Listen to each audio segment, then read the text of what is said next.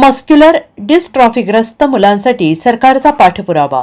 उपमुख्यमंत्री शिंदेंची 100 electric wheelchair देण्याची घोषणा.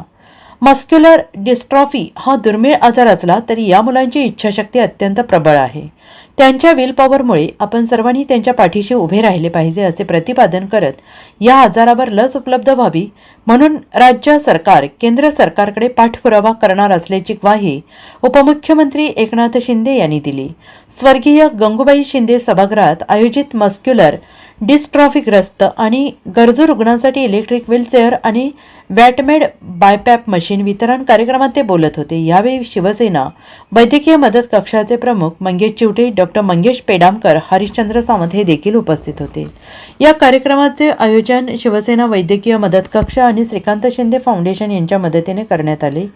या दोन्ही संस्थांच्या माध्यमातून मस्क्युलर डिस्ट्रॉफीग्रस्त मुलांना आणि गरजू रुग्णांना इलेक्ट्रिक व्हीलचेअर, बायपॅप मशीन तसेच इतर वैद्यकीय साहित्याचे वितरण उपमुख्यमंत्री शिंदे यांच्या हस्ते करण्यात आले.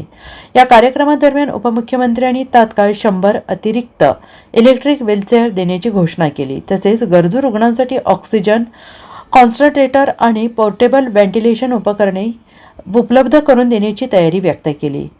मस्क्युलर डिस्ट्रॉफीग्रस्त मुलांसाठी फिजिओथेरपी अत्यावश्यक असल्याचं नमूद करत ते म्हणाले, या उपचारांसाठी लागणारा खर्च कमी करण्यासाठी CSR निधी, सार्वजनिक आरोग्य विभाग आणि लोकसहभागातून व्यापक मदत उभी करू.